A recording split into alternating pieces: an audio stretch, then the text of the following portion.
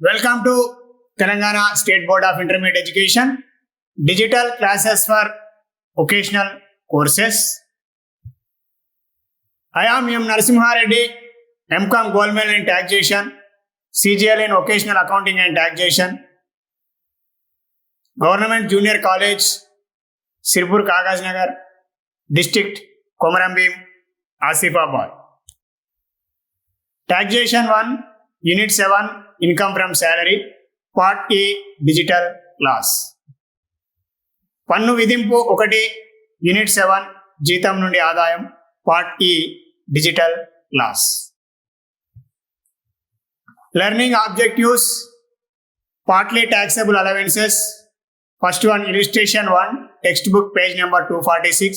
Second one is illustration 2, text book page number 246. Third one is short problems, problem number 5, textbook page number 247.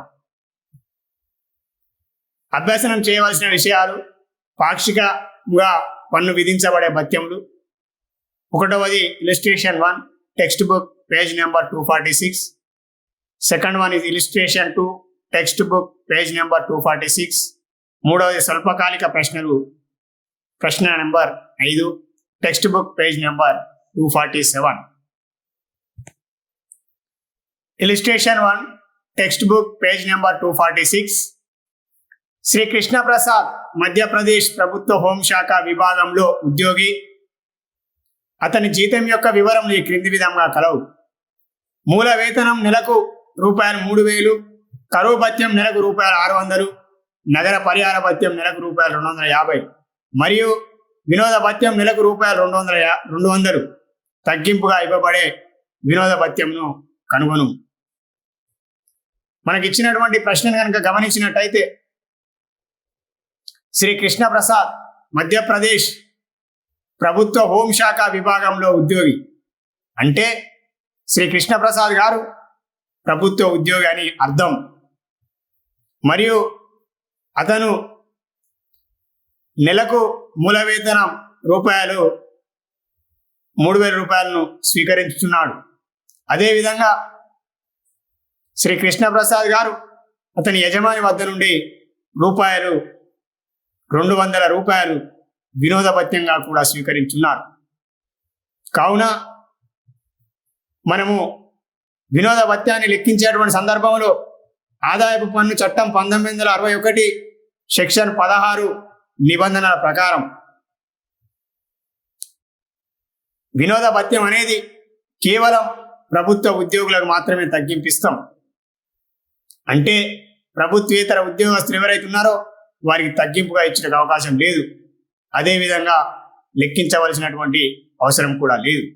కానీ శ్రీ కృష్ణ ప్రసాద్ గారు ప్రభుత్వ ఉద్యోగి కావున అతను వినోద భత్యాన్ని స్వీకరించుతున్నారు.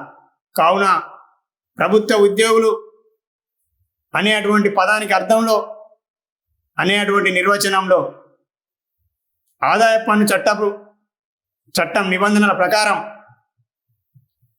మనము కేంద్ర ప్రభుత్వ ఉద్యోగులను, అదేవిధంగా రాష్ట్ర ప్రభుత్వ ఉద్యోగులను మాత్రమే పరిగణలోకి తీసుకోవడం జరుగుతుంది. ఇక సమాధాన విషయానికి వచ్చినట్టయితే, ఎస్ఎస్సి ప్రభుత్వ ఉద్యోగి కావున ఈ దిగువనిచ్చిన 3 మొత్తంలలో కనిష్ట విలువకు తగ్గింపుగా ఇవ్వబడును. అదేవిధంగా పార్ట్ డి డిజిటల్ క్లాస్ నందు మనం నేర్చుకున్నటువంటి థియరీ ఏదైతే ఉందో ఆ థియరీకి సంబంధించినటువంటి నిబంధనలు ఏవైతే ఉన్నాయో ఆ నిబంధనలను మనము ఈ సొల్యూషన్ ద్వారా, సమాధానం ద్వారా మనం చేయబోతున్నాం. ఇక ఇచ్చినటువంటి ప్రశ్నలో గమనించినట్టయితే మనము శ్రీ కృష్ణ ప్రసాద్ గారిని ప్రభుత్వ ఉద్యోగిగా గుర్తించడం జరిగింది. అదేవిధంగా అతను ₹200 చొప్పున నెలకు వినోద భత్యాన్ని కూడా స్వీకరించున్నాడు. ఇక షరతు ఏ విషయానికి వచ్చినట్టయితే, వాస్తవంగా స్వీకరించిన మొత్తం 200 ప్రతి నెలకు 12 నెలల కాలానికి 200 మల్టిప్లై విత్ 12 2400.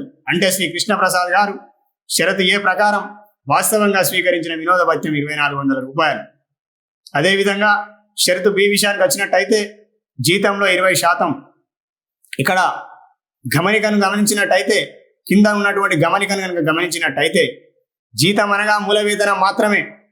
జీతం అనే అటువంటి పదంలో వినోద భత్యాన్ని లెక్కించేటువంటి సందర్భంలో కేవలం మూల వేతనాన్ని మాత్రమే జీతంగా పరిగణించవలసి ఉంటుంది. కావున మూల వేతనం నెలకు రూపాయలు 3,000 ప్రతి నెలకు అయినచో మనకు 12 నెలల కాలానికి 36,000 రూపాయలు అగును. ఆ వచ్చినటువంటి 3,000 ప్రతి నెలకు మల్టిప్లై విత్ 12 నెలలకు మనం 36,000ను ఏదైతే ఉందో ఆ 36,000 రూపాయలను వినోద భత్యాన్ని లెక్కించేటువంటి సందర్భంలో మనం జీతంగా తీసుకోవాల్సినటువంటి అవసరం ఉంది. అదేవిధంగా 36,000 రూపాయలను జీతంగా తీసుకున్న తదుపరి జీతంలో 20% లెక్కించవలసి ఉంటుంది. ఇక్కడ 36,000 మీద 20% లెక్కించగా 7,200 రావడం జరిగింది. 36,000 multiply with 20 divided by 100 is equal 7,200. అది షరతు బి ప్రకారం. అదేవిధంగా షరతు సి ప్రకారం రూపాయలు 5,000 స్థిర మొత్తం. ఇది అందరి అసెస్సీలకు వర్తించేటువంటి మొత్తం. ఇక మనం లెక్కించినటువంటి విలువలను కనుక గమనించినట్టయితే, షరతు ఏ ప్రకారం శ్రీ కృష్ణప్రసాద్ గారు రూపాయలు 2,400 వాస్తవమైన వినోద భత్యాన్ని స్వీకరించున్నారు. అదేవిధంగా షరతు బి ప్రకారం లెక్కించినటువంటి మొత్తం 7,200. అదేవిధంగా సి షరతు ప్రకారం రూపాయలు 5,000. ఆ మూడు మొత్తాలను గమనించినట్లయితే మనం మీద మీద మీద షరతు ప్రకారం కనిష్ట విలువకు తగ్గింపిస్తాం అనుకున్నాం. కావున 2,400 రూపాయలు మూడు మొత్తంలో కనిష్ట విలువ, తక్కువగా ఉన్నటువంటి విలువ. కావున శ్రీ కృష్ణ ప్రసాద్ గారికి రూపాయలు 2,400 తగ్గింపుగా ఇవ్వబడును. అదేవిధంగా వాస్తవంగా స్వీకరించినటువంటి వినోద భత్యాన్ని మనము 2,400 రూపాయలను రెండవ శీర్షిక అయినటువంటి భత్యంల శీర్షిక నందు 2,400 తీసుకోవాల్సి ఉంటుంది. అదేవిధంగా లెక్కించిన తగ్గింపు మొత్తం ఏదైతే ఉందో ఆ తగ్గింపు మొత్తాన్ని తిరిగి ఆదాయపు పన్ను చట్టం 1961 సెక్షన్ 16 సబ్సెక్షన్ 2 ప్రకారం స్థూల జీతం నుండి ఆదాయం నుండి మనం తగ్గింపుగా ఇవ్వవలసిన మొత్తం 2,400 ఇవ్వవలసి ఉంటుంది. Illustration 1, textbook page number 246. Determine the amount of entertainment allowance to be allowed as deduction. Mr. Krishna Prasad is employed in the Ministry of Home of Government of Madhya Pradesh. His salary particulars are basic pay rupees 3,000 per month, dearness allowance rupees 600 per month, city compensatory allowance CCA rupees 200 per month, and entertainment allowance rupees 200 per month. ఇక ఇచ్చినటువంటి ప్రశ్న కనుక గమనించినట్టయితే, mister Krishna Prasad is a government employee. He is working in the ministry of home of government of Madhya Pradesh and he is receiving rupees 200 per month from his employer as entertainment allowance. So, he is eligible for calculating the entertainment allowance as per the Income Tax Act 1961 section 16 subsection 2. Solution: the assessee is a government employee, so the list of the following three amounts is allowed as deduction. Here, the deduction is list of the following three amounts. Condition A, actual amount of allowance received rupees 200 per month, multiply with 12 is equal to 2,400.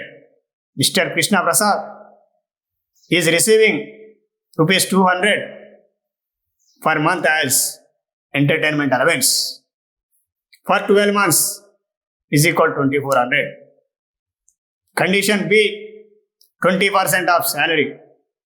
Here, definition of salary is equal. Salary means basic pay only. Salary is equal. Here basic pay per month rupees 3,000 multiply with 12 months is equal to 36,000. According to the condition B, 20% of salary. Here salary, calculated salary is equal to 3,000 for month basic pay multiply with 12 is equal to 36,000. So we need to calculate 20% of salary is equal to 36,000 multiply with 20 divided by 100 is equal to 7,200. And last condition C is rupees 5,000. Fixed amount rupees 5,000. So above three amounts, least amount is rupees 2,400. Hence rupees 2,400 will be allowed as deduction. Here computation, while computing entertainment allowance is allowed as deduction only for government employees. The term government employees includes central government employees or state government employees, but does not include corporation employees, local authority employees, and non-government employees. So, entertainment allowance especially allowed as deduction only to the state government and central government employees. Here, Mr. Krishna Prasad is a government employee. That's why he is eligible for deduction. Illustration 2, textbook page number 247. Mr. Adarsh is working in Hindustan Liver Limited. His salary particulars are basic pay rupees 3,000 per month, dearness allowance rupees 500 per month, conveyance allowance rupees 600 per month, entertainment allowance rupees 4,000 per month. Calculate the amount of entertainment allowance to be allowed as deduction. Here, Mr. Adarsh is working in a Hindustan Liver Limited company. He is not a government employee. He is a private employee. He is working in Hindustan Liver Limited company. So, according to the Income Tax Act 1961, Section 16, subsection 2, entertainment allowance not allowed as deduction to non-government employees. Mr. Adarsh comes under the non-government employee category. So, receiving amount rupees 4,000 per month multiply with 12 months is equal to 4,800 rupees is fully taxable allowance as entertainment allowance under second subheading allowances while computing income from salary. Here solution, Mr. Adarsh, the assessee is a non-government employee. So entertainment allowance is not allowed as deduction. So fully taxable allowance for non-government employees.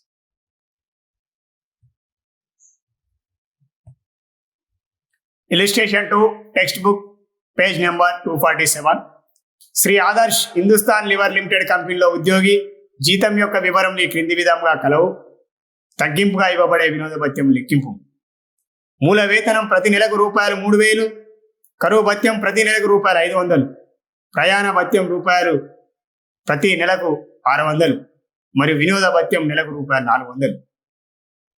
మనం ఇచ్చినటువంటి ప్రశ్నను కనుక గమనించినట్టయితే గత part D class నందు ఉద్యోగస్తుల వినోద భత్యాన్ని లెక్కించేటువంటి సందర్భంలో ఆదాయ పన్ను చట్టం 1961 సెక్షన్ 16 సబ్ సెక్షన్ 2 ప్రకారం 2 రకములుగా వర్గీకరించడం జరిగింది. ఒకటి ప్రభుత్వ ఉద్యోగస్తులు, రెండవది ప్రభుత్వేతర ఉద్యోగస్తులు. ప్రభుత్వేతర ఉద్యోగస్తులు అనేటువంటి పదానికి అర్థం కేంద్ర ప్రభుత్వ ఉద్యోగులు కాని వారందరని, అదేవిధంగా రాష్ట్ర ప్రభుత్వ ఉద్యోగులు కాని వారందరని. అంటే కేంద్ర ప్రభుత్వ ఉద్యోగులు కానివారు, రాష్ట్ర ప్రభుత్వ ఉద్యోగులు కాని వారందరినీ కూడా మనం ప్రభుత్వేతర ఉద్యోగస్తులుగా గుర్తించవలసి ఉంటుంది. ప్రభుత్వేతర ఉద్యోగస్తులు అనేటువంటి పదానికి అర్థంలో స్థానిక సంస్థల్లో పనిచేసేటువంటి ఉద్యోగస్తులు కానీ, లేదా ప్రైవేట్ కంపెనీలలో పనిచేసేటువంటి ఉద్యోగస్తులు కానీ, లేదా ప్రైవేట్ సంస్థల్లో పనిచేసేటువంటి ఉద్యోగస్తులు కానీ, అదేవిధంగా ప్రభుత్వ రంగ కార్పొరేషన్లో పనిచేసేటువంటి ఉద్యోగస్తులందరినీ కూడా మనము ప్రభుత్వేతర ఉద్యోగస్తులుగానే గుర్తించడం జరుగుతుంది. అదేవిధంగా ఇచ్చినటువంటి ప్రశ్నను గమనించినట్టయితే శ్రీ ఆదర్శ్ హిందుస్థాన్ లివర్ లిమిటెడ్ కంపెనీలో ఉద్యోగి ఇతర ప్రభుత్వేతర ఉద్యోగి కోవాలోకి రావడం జరుగుతుంది. అదేవిధంగా అతను మరియు నెలకు రూపాయలు 400 చొప్పున వినోద భత్యం కూడా స్వీకరించున్నాడు. ఇక సమాధానం విషయానికి వచ్చినట్టయితే శ్రీ ఆదర్శ్ ఎస్ఎస్సి ప్రభుత్వేతర ఉద్యోగి కావున వినోద భత్యంను తగ్గింపుగా ఇచ్చడానికి వీలు పడదు. అందుచేత స్వీకరించిన పూర్తి వినోద భత్యం మొత్తం కూడా పన్ను విధించదగు ఆదాయం అగును. కావున శ్రీ ఆదర్శ్ ప్రభుత్వేతర ఉద్యోగి కావున వినోద భత్యంలో తగ్గింపు పొందడానికి అవకాశం లేదు. అదేవిధంగా తగ్గింపు మొత్తం లెక్కించడానికి కూడా అవకాశం లేదు. కావున శ్రీ ఆదర్శ్ గారు వాస్తవంగా స్వీకరించినటువంటి రూపాయలు 4,400 ప్రతి నెలకు 12 నెలల కాలానికి 4,800 రూపాయలు ఏదైతే ఉన్నాయో ఆ 4,800 రూపాయలను జీతం నుండి ఆదాయాన్ని లెక్కించేటువంటి సందర్భంలో రెండవ ఉపశీర్షిక అయినటువంటి భత్యంల శీర్షికలో చూపించవలసినటువంటి అవసరం అనేది ఉంటుంది. కావున విద్యార్థులు ముఖ్యంగా గమనించవలసినటువంటి విషయం, వినోద భత్యాన్ని లెక్కించేటువంటి సందర్భంలో ప్రభుత్వేతర ఉద్యోగస్తులు ఎవరైతే ఉన్నారో ఆ ప్రభుత్వేతర ఉద్యోగస్తులకు మనం ఎటువంటి తగ్గింపు ఇవ్వడానికి అవకాశం లేదు. అదేవిధంగా ముఖ్యంగా గుర్తుంచుకోవాల్సినటువంటి విషయం, ప్రభుత్వేతర ఉద్యోగస్తులు కనుక వినోద భత్యాన్ని స్వీకరించినటువంటి పూర్తి మొత్తం పైన పన్ను చెల్లించవలసినటువంటి బాధ్యతను కలిగి ఉంటారు. Short problems 5, textbook page number 247. The following are the income particulars of Mr. Jeevan Sai for the previous year relevant to the current assessment year. Basic pay rupees 14,000 per month. Dearness allowance rupees 18,000 per month. Entertainment allowance rupees 1,800 per month. Calculate the amount of deduction allowed in the following cases under section 16 subsection 2. A. If he is a government employee. B. If he is a non-government employee. C. If he is a local authority, municipal employee and the actual amount spent towards entertainment expenses rupees 2,000 per month. D. If the entertainment allowance was granted for official purpose. Short problem 5, text book page number 247. సంబంధిత గత సంవత్సరంలో శ్రీ జీవన్ సాయి యొక్క ఆదాయ వివరములు ప్రతి నెలకు ఈ క్రింది విధంగా కలవు.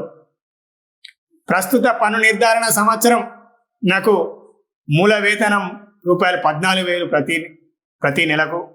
అదేవిధంగా కరువు భత్యం రూపాయలు 1,800 ప్రతి నెలకు. వినోద భత్యం రూపాయలు 1,800 ప్రతి నెలకు. ఈ దిగువ తెలిపిన ప్రతి సందర్భంలో సెక్షన్ 16 సబ్ సెక్షన్ 2 ప్రకారం తగ్గింపుగా ఇవ్వబడే మొత్తంను కనుగొను. అంటే ఇక్కడ శ్రీ జీవన్ సాయి గారికి సంబంధించినటువంటి వివరాలను ఇస్తూ 4 సందర్భములలో మనల్ని వినోద భత్యంలో తగ్గింపు ఇచ్చుటకు వీలు పడుతుందా, ఇవ్వబడుతుందా, ఇవ్వబడదా, ఇవ్వబడడానికి గల కారణం, ఇవ్వకపోవడానికి గల కారణాన్ని మనం వివరించవలసి ఉంటుంది. ఏ అతను ప్రభుత్వ ఉద్యోగి అయినా, బి అతను ప్రభుత్వేతర ఉద్యోగి అయినా, సి అతను స్థానిక సంస్థల్లో ఉద్యోగి మరియు వాస్తవంగా వినోదములపై ఖర్చు చేసినది ప్రతి నెలకు రూపాయలు 2,000 అయినా, డి వినోద భత్యం అధికార విధుల నిర్వహణకు ఇచ్చినచో. సమాధానాన్ని కనుక పరిశీలించినట్లయితే, a if is a government employee, mister Jeevan Sai assessee is a government employee, so the least of the following 3 amounts is allowed as deduction. Here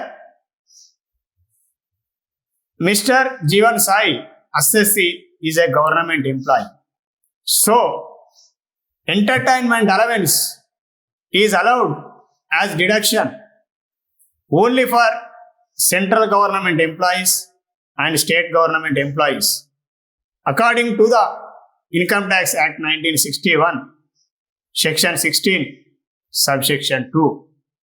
So, calculation of exempted entertainment allowance, least of the following 3 amounts is the exempted entertainment allowance. Condition A, actual amount of allowance received. Mr. Jeevan Sai is receiving rupees 1,800 per month for 12 months as entertainment allowance as condition A. So 1,800 multiply with 12 is equal to 21,600. Condition B, 20% of salary. విద్యార్థులు ఇక్కడ కింద ఇచ్చినటువంటి note గమనించినట్టయితే, salary means basic pay only while computing entertainment allowance. Here salary means basic pay only. Here Mr. Jeevan Sai receiving rupees 14,000 per month as basic pay for 12 months. So 14,000 multiply with 12 is equal to 1,68,000. We need to calculate 20% of salary as per the condition B. Here calculated salary is equal to 1,68,000. Multiply with 20 divided by 100 is equal to 33,600. C, condition C, rupees 5,000. It is a fixed amount for all assessees.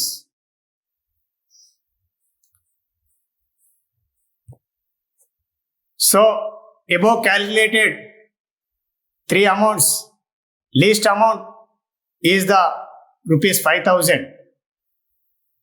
Hence rupees 5,000 will be allowed as deduction. Illustration 1, textbook page number 247. A solution. అతను ప్రభుత్వ ఉద్యోగి అయిన, సమాధానం Shri Jeevan Sai assessee ప్రభుత్వ ఉద్యోగి కావున ఈ దిగువ ఇచ్చిన 3 మొత్తంలో కనిష్ట విలువకు తగ్గింపు ఇవ్వబడును. ఆదాయపు పన్ను చట్టం 1961 సెక్షన్ 16 సబ్సెక్షన్ 2 ప్రకారం వినోద భత్యం అనేది కేవలం ప్రభుత్వ ఉద్యోగులకు మాత్రమే తగ్గింపిస్తాం. మనకు ఏ సందర్భంలో ప్రభుత్వ ఉద్యోగిగా భావిస్తున్నాం కాబట్టి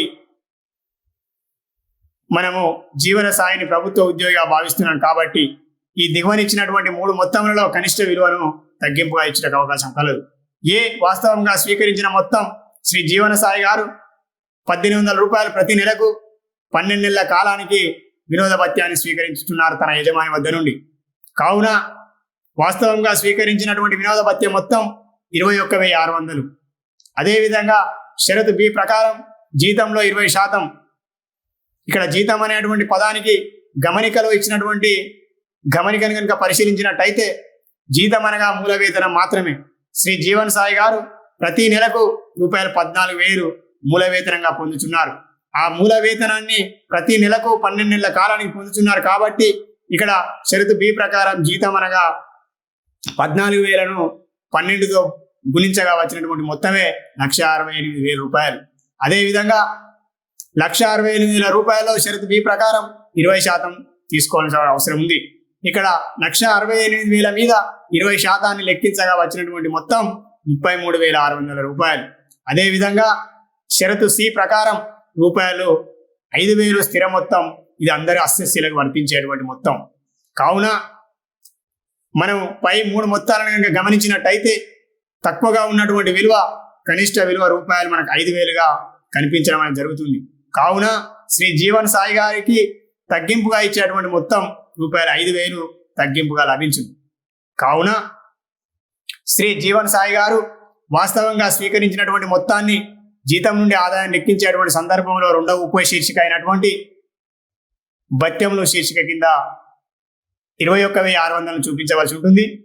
అదేవిధంగా తగ్గింపుగా ఇచ్చినటువంటి లెక్కించిన తగ్గింపుగా ఇవ్వబడేటువంటి మొత్తం రూపాయలు 5,000 ఏదైతే ఉందో ఆ 5,000 రూపాయలను మనము స్థూల జీతం నుండి ఆదాయం నుండి సెక్షన్ 16 సబ్ సెక్షన్ 2 ప్రకారం మనం రూపాయలు 5,000ను తగ్గించవలసి ఉంటుంది.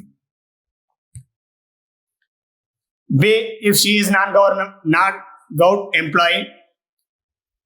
Solution: Mr. Jeevan Sai, the assessee, is non-government employee, so entertainment allowance is not allowed as deduction. Entertainment allowance is allowed as deduction for only the government employees. Government employees means state government employees and central government employee.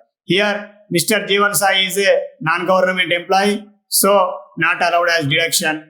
So, fully received fully amount will be taxable under subheading allowances. B. అతను ప్రభుత్వేతర ఉద్యోగి అయిన సమాధానం శ్రీ జీవన సాయి అస్సెస్సి ప్రభుత్వేతర ఉద్యోగి కావున వినోద భత్యం తగ్గింపుగా ఇచ్చిన వీలు పడదు. అందుచేత స్వీకరించిన పూర్తి వినోద భత్యం మొత్తం పన్ను విధించదగ్గ ఆదాయం అగును. అనగా ప్రభుత్వ ఉద్యోగస్తులకు మాత్రమే వినోద భత్యాన్ని లెక్కించడం జరుగుతుంది. అదేవిధంగా వినోద భత్యంలో తగ్గింపు ఇవ్వడానికి అవకాశం ఉంటుంది. అదేవిధంగా శ్రీ జీవన్ సాయి గారు ప్రభుత్వేతర ఉద్యోగి కావున ఎటువంటి తగ్గింపు ఇవ్వబడదు. వాస్తవంగా స్వీకరించినటువంటి వినోద భత్యం ఏదైతే ఉందో ఆ వినోద భత్యం మొత్తాన్ని కూడా మనం జీతం నుండి ఆదాయాన్ని లెక్కించేటువంటి సందర్భంలో రెండవ ఉపశీర్షిక అయినటువంటి జీతం నుండి ఆదాయం లెక్కించే రెండవ ఉపశీర్షిక అయినటువంటి భత్యంల శీర్షికలో మనము తీసుకొనవలసి ఉంటుంది. Say, if he is a local authority, municipal employee and the actual amount spent towards entertainment expenses rupees 2,000 per month. Solution: Mr. Jeevan Sai, the assessee, is a non-government employee, so entertainment allowance is not allowed as deduction. Especially the entertainment allowance is allowed as deduction for only state and central government employees. Mr. Jeevan Sai is a non-government employee, that's why not allowed as deduction. అతను స్థానిక సంస్థల్లో ఉద్యోగి మరియు వాస్తవంగా వినోదాలపై ఖర్చు చేసినది ప్రతి నెలకు రూపాయలు 2,000 అయినా. సమాధానం శ్రీ జీవన్ సాయి స్థానిక సంస్థల్లో పనిచేస్తున్నటువంటి ఉద్యోగి ప్రభుత్వేతర ఉద్యోగి అని మనం గుర్తించవలసి ఉంటుంది. కావున వినోద భత్యంలో ఎటువంటి తగ్గింపు ఇవ్వబడదు. కావున శ్రీ జీవన్ సాయి గారు వాస్తవంగా స్వీకరించినటువంటి వినోద భత్యం పై పూర్తిగా పన్ను చెల్లించవలసినటువంటి అవసరం అనేది ఉంటుంది. D. If the entertainment allowance was granted for official purpose. Solution: Mr. Jeevan Sai, the assessee, is receiving entertainment allowance for official purpose, then it is not taxable and it is not treated as income. Mr. Jeevan Sai receiving entertainment allowance from his employer for official purpose will not be treated as income and not taxable income. D. వినోద భత్యం అధికార విధుల నిర్వహణకు ఇచ్చినచో. సమాధానం శ్రీ జీవన్ సాయి ఎస్ఎస్సికి అధికార విధుల నిర్వహణకు కోసం గాను ఈ భత్యం ఇచ్చినచో పన్ను విధించబడే ఆదాయం కాదు, అనగా స్వీకరించిన భత్యము అధికార విధులకు ఖర్చు చేసినాడని భావించడమైనది. అంటే వాస్తవంగా జీవనసాయి గారు తీసుకున్నటువంటి మొత్తం కూడా ఖర్చు చేసినట్టుగా భావించడమైనది. కావున మనము ఎటువంటి పన్ను విధించదగు ఆదాయంగా పరిగణించడం అనేది జరగదు. Thank you.